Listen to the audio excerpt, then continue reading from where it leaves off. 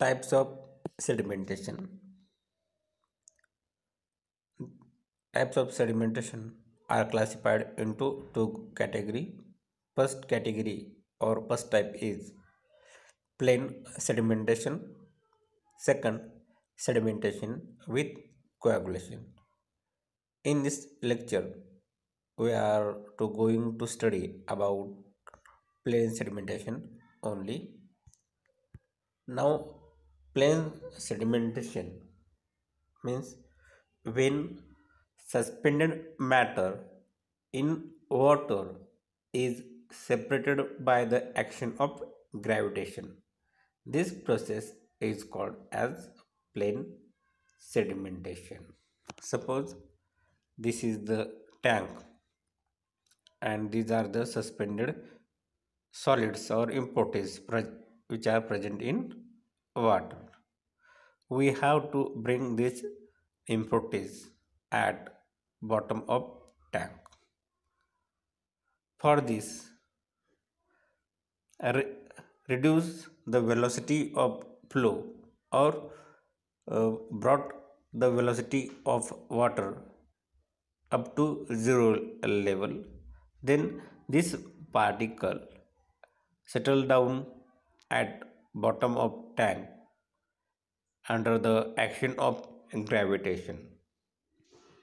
This process is called as plane sedimentation. In plane sedimentation, these are the suspended impurities in water is separated by action of gravitation. This process is called as plain sedimentation. आपण plain सेडिमेंटेशनमध्ये काय केलेलं आहे, जे काही पाण्यामध्ये suspended matters आहेत ते काय केलेलं आहे, बाजूला केलेलं आहे किंवा सेटल डाऊन केलेलं आहे ॲट बॉटम ऑफ टँक. आणि ते कशा सहाय्याने केलेलं आहे, बाय ॲक्शन ऑफ ग्रॅव्हिटेशन. हा लक्षात. जर सस्पेंडेड पार्टिकल पाण्यामध्ये असतील आणि ते आपण जर ग्रॅव्हिटीच्या सहाय्यानं ते बाजूला केलं किंवा टँकच्या बॉटमला आणून डिपॉझिट केलं तर या प्रोसेसला म्हटलं जातं प्लेन सेडिमेंटेशन म्हटलं जातं. जेव्हा तुम्हाला प्लेन सेडिमेंटेशन युटिलाइज करायचं आहे तेव्हा सस्पेंडेड पार्टिकलची जी काही साईज आहे ती किती असायला पाहिजे, तुमचं 0.01 mm असली पाहिजे. 0.01 असली पाहिजे. 0.01 mm असली पाहिजे किंवा याच्यापेक्षा जास्त.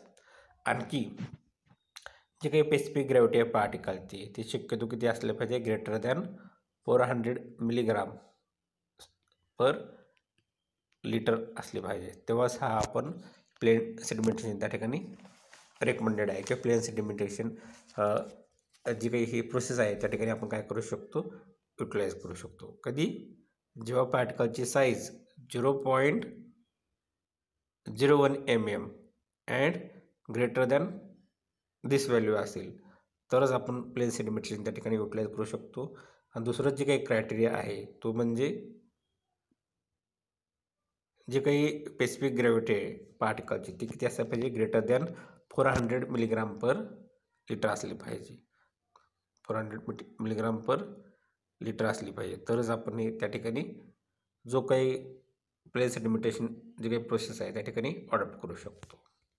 नेक्स्ट, आता आपण प्लेन सेडिमेंटेशन केलं म्हणजे नेमकं काय केलेलं आहे, आपण जे काही रॉ वॉटर आहे ते काय केलेलं आहे, आपण लेकमधून किंवा रिझर्वायरमधून किंवा रिव्हरमधून आपण काय केलेलं ते पाणी इथपर्यंत आणलेलं आहे, आणलं ह्या टँकपर्यंत. मग आणल्यानंतर इथं वेस्ट वॉटर किंवा raw water RAW raw water जे काय आहे ते आपण आणलेलं आहे आणि ते काय केलेलं आहे, आपण एका टँकमध्ये काय केलेलं आहे, स्टोर्ड केलेलं आहे. लक्षात. त्याच्यामध्ये काय हे सस्पेंडेड पार्टिकल्स आहेत. जेवढ्या कालावधीसाठी आपण जे स्टोअर केलेलं असेल ते पाणी त्याला काय म्हटलं जातं, डिटेन्शन टाईम. तर आपण 5 मिनिटासाठी जर पाणी टँकमध्ये जर स्टोअर करून ठेवलेलं असेल तर ते 5 मिनिट काय झालं त्या टँकचं डिटेन्शन टाईम. उदाहरणार्थ आणखी एक उदाहरण घेऊ, जर आपण ते पाणी 15 मिनिटासाठी त्या टँकमध्ये स्टोअर करून ठेवलं असेल म्हणजे त्याचा इनलेट आणि आउटलेट बंद करून, तर तो जो काही 15 मिनिट टाईम असेल तो त्या टँकचा काय असेल 15 मिनिट डिटेन्शन टाईम असेल. म्हणजे जे काही थेरॉटिकल टाईम आहे for which water is detain और retain in tank is called as retention time. झालं. तर ह्या टँकमध्ये काय केलं आपण स्टोअर करून ठेवले आहे. मग काही कालावधीनंतर थोड्या वेळानंतर ते हे जे काही पार्टिकल्स आहेत ते काय होतील बॉटमला येऊन डिपॉझिट होतील. मग झाल्यानंतर आपल्याला काय मिळून जाईल क्लिअर वॉटर मिळून गेलं. हे क्लिअर वॉटर आणि हे सेटल इम्प्युरिटीज किंवा सेटल स्लेज किंवा settle suspended particles at bottom of tank आपल्याला मिळून जातील. आणि हे शक्य कशामुळे झालं आपण इथं काय केलं वेलॉसिटी रिड्यूस केली. म्हणजेच ज्या पार्टिकलची जी काही स्पेसिफिक ग्रॅव्हिटी ग्रेटर दॅन 1 आहे ती पार्टिकल काय झाले बॉटमला सेटल झाले बॉटमला येऊन बसलेत किंवा जमा झालेत.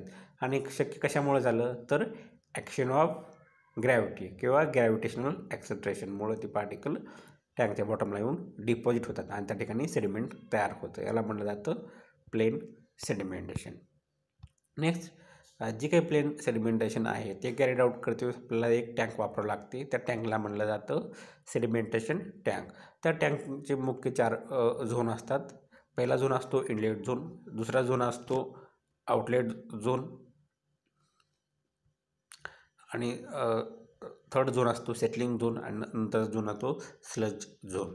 आता जे काही टँकचा जो काही झोन आहे किंवा पार्ट आहे नियर द इनलेट असेल तर त्या ह्याला म्हटलं जातं इनलेट झोन. आणि जो टँकचा पोर्शन किंवा पार्ट नियर द आउटलेट असेल त्याला म्हटलं जातं आउटलेट झोन. आणि इनलेट झोन आणि आउटलेट झोन याच्यामध्ये जो काही झोन अवेलेबल आहे किंवा एक्झिस्ट आहे त्या झोनला म्हटलं जातं सेटलिंग झोन. आणि जेव्हा आता हे तुमचा इनलेट झोन आहे आणि हे आउटलेट झोन याच्यामधलं जो काही झोन अवेलेबल आहे त्या झोनला म्हटलं जातं सेटलिंग झोन. जेव्हा पार्टिकल सेटल डाऊन होतील मग पार्टिकल सेटल डाऊन झाल्यानंतर काय होईल तुमचं त्या बॉटमला काय होतील ते डिपॉझिट होतील. लक्षात सर्व पार्टिकल या बॉटमला जाऊन डिपॉझिट होतील. मग त्या डिपॉझिट झालेला जो काही झोन असेल त्याला काय म्हणणार आहे त्याला स्लज झोन. आणि जे काही पार्टिकल्स आहेत ते कुठे डिपॉझिट झालेत over the bottom of tank लक्षात त्याला म्हणलं जातं स्लज झोन. आता नेक्स्ट जो काही आहे जे काही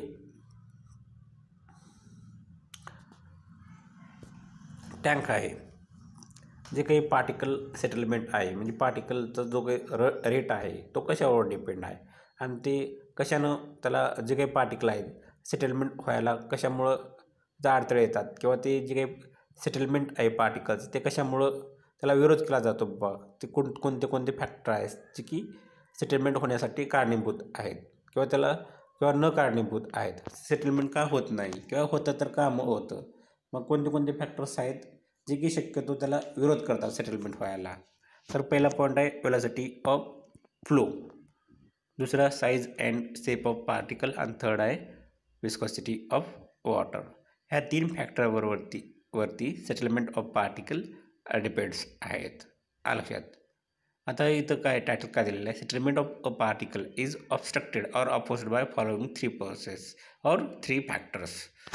आता जी काही फॅक्टर्स आहेत जे कोणते फॅक्टर्स आहेत जे सेटलमेंट व्हायला रोखतात लक्षात किंवा अडथळे तयार होतात. तर पहिला फॅक्टर जो काय आहे तो आहे तुमचा वेलॉसिटी ऑफ फ्लो. जर वेलॉसिटी मोर असेल तर त्या ठिकाणी सस्पेंडेड जो सेटलमेंट रेट असतो सेटलमेंट रेट त्या ठिकाणी काय असतो कमी असतो. कारण याच्यामध्ये जे काही पार्टिकल्स आहेत वेलॉसिटी ग्रेटर असल्यामुळं पार्टिकल्स जे काही आहेत ते काय होतात त्या फ्लोसोबतच कॅरी होऊन आउटलेट वाटे निघून जातात लक्षात. जर ह्याच्या उलटं जर वेलॉसिटी कमी असेल तर काय होतात जास्तीत जास्त पार्टिकल सेटल डाऊन होतात बॉटमला. मग त्याचा जो काही सेटलमेंट आहे पार्टिकलचं ते मोठ्या प्रमाणात होत जातो लक्षात. इझिली काय होतात ते पार्टिकल सेटल डाऊन होतात बॉटमला आणि मोर पार्टिकल सेटल डाऊन होतात. त्या ठिकाणी जो काही सेटलमेंट रेट असतो हायर असतो. कधी हायर असतो? जेव्हा जेव्हा वेलोसिटी कमी असेल तर. आणि सेटलमेंट रेट कमी कधी असतो? जेव्हा वेलोसिटी जास्त असेल तर पार्टिकल सेटल डाऊन होतच नाहीत. ते पार्टिकल काय होतात? पाण्यावाटे निघून जातात. तर हे असं वेलोसिटी अफेक्ट करते. जर हायर वेलोसिटी असेल तर त्या ठिकाणी लेस सेटलमेंट होतं. आलं लक्षात. आणि सेटलमेंट रेट पण त्या ठिकाणी कमी असतो. जर वेलोसिटी लेस असेल तर मॅक्झिमम पार्टिकल काय होतात? सेटल डाऊन होतात. म्हणजेच सेटलमेंट रेट हायर असतो. नेक्स्ट तुमचं आहे size and shape of particle. जे काही साईज अँड शेप आहे, जर ते greater size and shape particle असतील तर ते काय होतं? इझिली सेटल डाऊन होतात.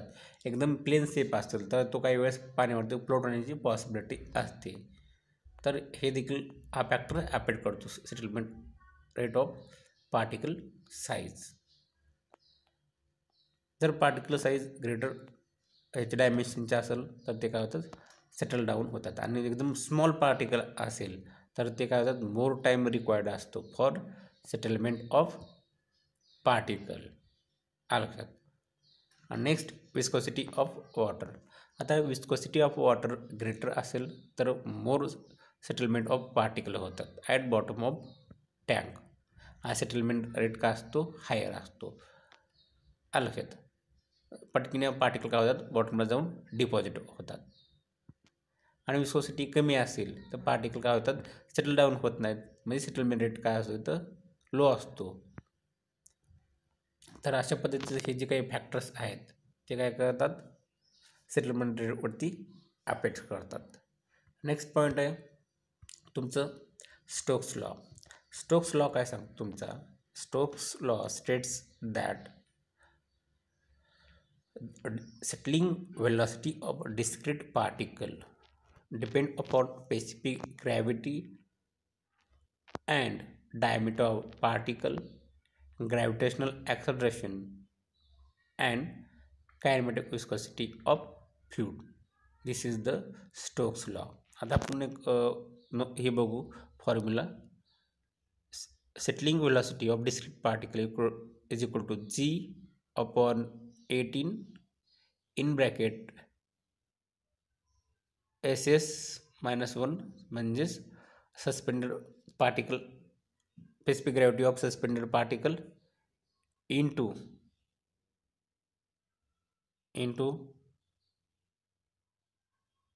d स्क्वेअर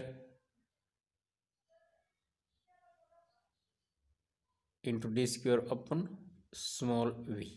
तर स्टोक्स लॉ काय सांगतो? जी काही settling velocity of discrete particle आहे तर ते कुणावर डिपेंड आहे म्हणतो? Specific gravity and diameter of particles, gravitational acceleration and kinematic viscosity of fluid. तर हा झाला तुमचा स्टोक्स लॉ झाला. हा काय तुमचं फॉर्म्युला आहे जी की सेटलिंग वेलोसिटी कॅल्क्युलेट करण्यासाठी. आलं लक्षात. तर याच्यामध्ये आपण पाहिलं होतं जे काही परत मी हे करतो राईट करतो g upon 18 in bracket SS-1 डीचा स्क्वेअर अपॉन v. हा लक्षात.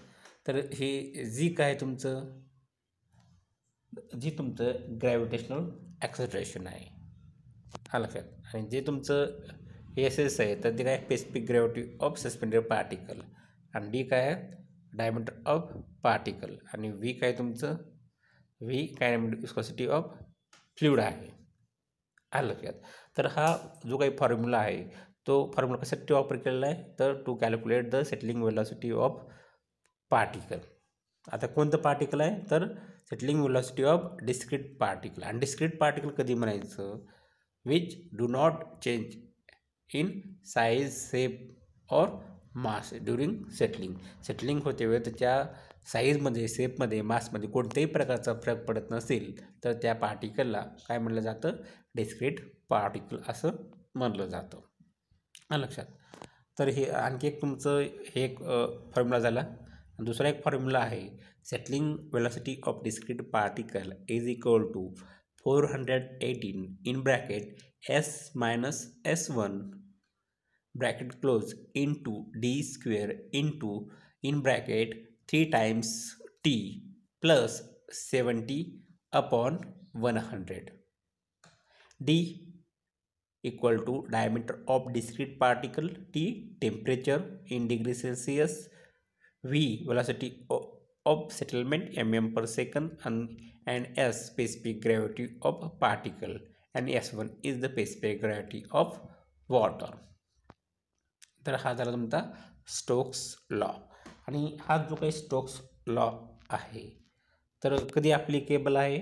For particle diameter less than 0.1 mm. This law is applicable for particle size less than 0.1 mm. Also, this Stokes law is applicable to all discrete particle ranging in size 10 raised to minus 5 to 10 raised to minus 1 centimeter.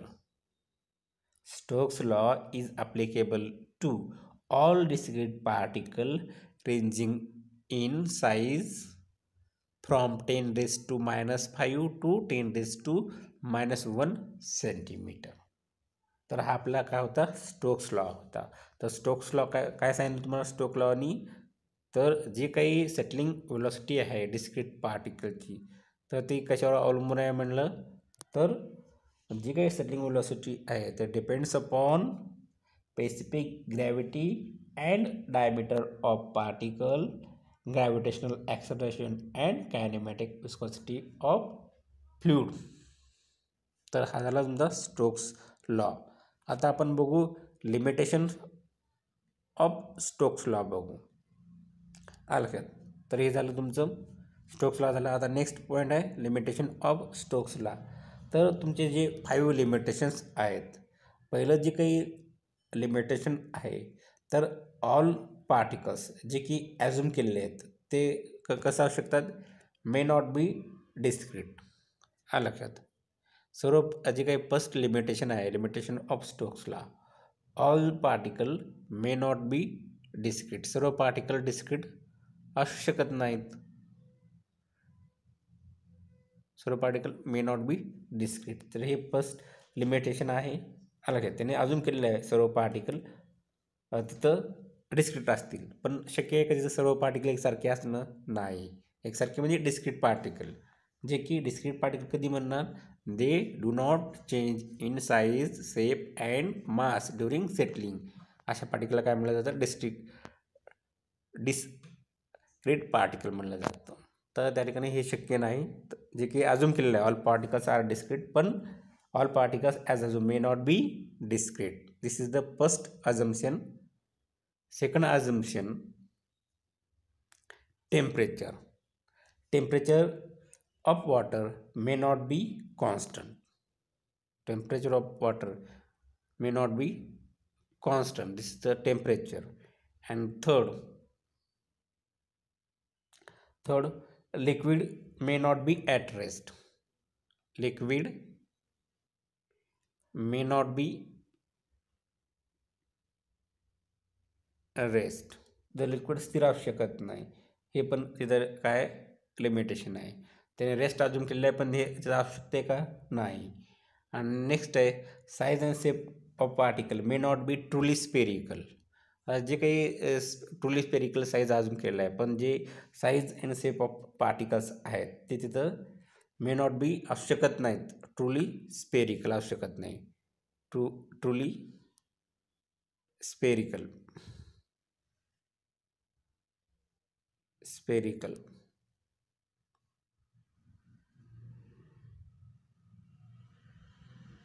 त्या ठिकाणी spherical असू शकत नाहीत. आणि last जे assumption आहे त्या ठिकाणी म्हणजे ते काय, हे लॉ कधी ॲप्लिकेबल आहे? जर तुमचं रेनॉल्ड्स नंबर लेस दॅन 1 असेल तरच हा लॉ त्या ठिकाणी ॲप्लिकेबल आहे. तर हा जे काही पूर्ण जे आपण पाहिलं या लेक्चरमध्ये काय पाहिलं, प्लेन सेडिमेंटेशन, त्याच्या डेफिनेशन, जे काही फॅक्टर्स आहेत, कोणते कोणते फॅक्टर ॲफेक्ट करतात ते फॅक्टर भेटलं, जे काही सेटलमेंट ऑफ पार्टिकल त्याच्यावरती. त्यानंतर आपण भेटलं स्टोक्स लॉ आणि त्यानंतर limitations of Stokes law. Thank you.